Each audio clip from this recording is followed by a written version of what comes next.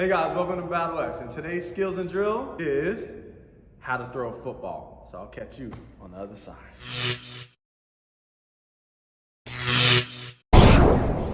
So today we're going to talk about how to throw a football. So there are many elements in throwing a football, as I'm sure you know.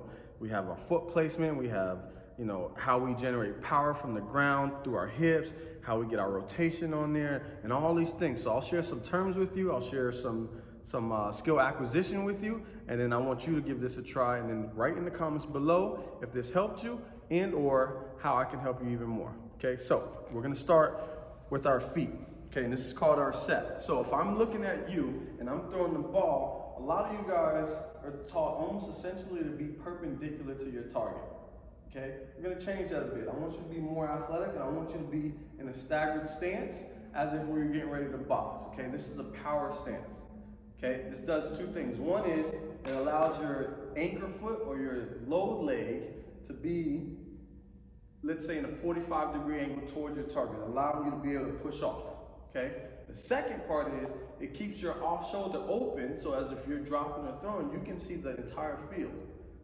The whole line of scrimmage is parallel to your shoulders. Okay, so from there, from our set, we're gonna get on our shelf. Where do we place the ball? So a good rule of thumb, especially for you younger quarterbacks, is get your grip, and we'll talk about that here in a second as well. Put your arms down by your side, bend your elbows until you have both hands on the ball. Okay, this is a good carriage, or other known as a shelf. Okay, this allows our elbows to be relaxed, allows our shoulders and traps to be in a relaxed state, to give us and allow us to be more efficient when we're coming through to make our throw. Okay, the second part of our shelf is having our wrist in a cocked position. So I'll show you here. Cocked. Okay, so wrist extension, not cocked. Cocked, not cocked. Okay, so you can look at this as making a U with your hands, not a C. Okay, you see what I'm doing? Gotcha. So, we're in our 45. Okay, my shoulder is open. I have the ball on my shelf, wrist is cocked. Okay, and this is how I should look when I'm setting up to get ready to make this throw. As we get into our throwing motion, okay, we're gonna load our anchor foot, okay, our back leg. So the heel should be up, foot is in the ground, and we're gonna essentially punch, bomb our hip in through our target, right, where we're trying to throw. With our target foot, which is our off leg or our lead leg, we're gonna step just to the left of our target if we're a right-handed quarterback. So for you lefties out there, you're gonna step just to the right of your quarterback, just to the right of your target, excuse me. Okay, this allows our body to balance where we're throwing. Okay, so I step just to the left of my target as a right-handed quarterback, and this allows me to put the ball right down the middle and exactly where I'm trying to put this ball. Okay, so we have our lower half. We have our anchor foot, our low leg in a position ready to pull that trigger. We want to pull that trigger, we come through, we're in a punching motion, and we're coming through our target. Now the other thing is, we want to make sure that we have a good balanced base when we're throwing this football. Okay, so we don't want to be narrow, because then it's going to cause an overstride.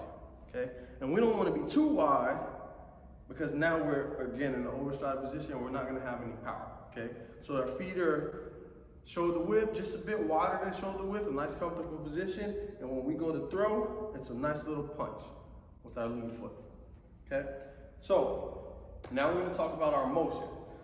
A lot of you quarterbacks have been taught about what's called a backstroke, whether it's taking your off arm and pushing that ball back, whether it's reaching back. What remains fact is we do need to create 90-degree angles with our throwing arm. So we need to have a 90-degree angle in our armpit. We need to have a 90-degree angle in our elbow hinge. Then when we go to throw, we got to create another 90-degree angle from our shoulder and from our armpit area to come through with the elbow to make this throw. Okay? In our throwing motion, I'm going to show you why we cock the wrist. Okay, so nose is down, meaning I have a flat wrist.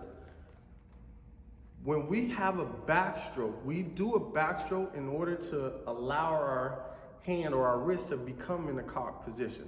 So I'll do it in slow motion. If I was gonna go throw, I come back, I'm here, and then I'm in this position. We all wanna end up in this position when we're going to throw, right? Elbows high, wrist is over the shoulder, wrist is cocked as we see here. We let the ball out and we come through on our follow through. Okay? Again, here, there, that's the end goal. We get back on our shelf, we cock our wrist, and now I want you to think about having or putting this ball up and out.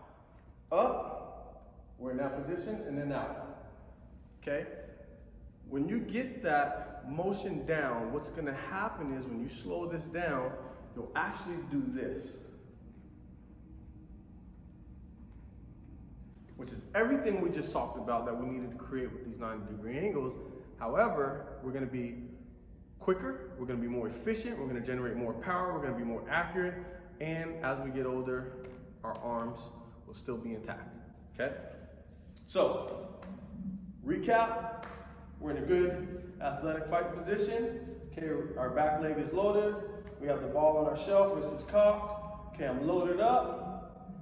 I go to step just to the left of my target, I punch with that back leg, I come up, out. I want to flick my wrist as if I'm shooting a basketball. Okay, you want this football to come off of your hand flat because it promotes being able to be consistent. Okay? A lot of guys do this, or you're taught to flick the booger and you overpronate your hand. That interferes with what's called gyroscopic torque. Okay? That's being able to release the ball and the ball turning, okay, or spiraling is your gyroscopic torque. So a way to check this, as a right-handed quarterback or a left-handed quarterback, if you stand in the middle of 2 points, that's let's say 20 yards downfield, you throw a high ball, you'll see the ball as a right-handed quarterback go up, turn over, and start coming down and back towards you. When you throw it to the left, you'll see the ball go up, turn over, start coming back down, going away from you, okay? This is the gyroscopic torque. This is what happens from gyroscopic torque, okay? So you want that ball to come off your hand flat, and you want to have an extension at the elbow. So it's a triple extension, wrist, elbow, shoulder. Okay, again, we throw, triple extension, and then we bring it straight down, and we want to make sure our shoulder and our hip is to our target when we throw, and we're in a nice solid base when we finish our throw. Some of you guys like to kick, some of you guys like to come square. My preference is having that toe turned, again, so we have our hip through and we have our shoulder through. If you have your foot square, again, it's your preference, just make sure that hip and that shoulder is to your target to finish your throw. And that is today's skills and drills, how to throw a football. Thanks for watching How to Throw a Football. If you found this video helpful, give us a thumbs up, leave us some feedback in the comments below, and subscribe to our channel for more skills and drills from BATLX.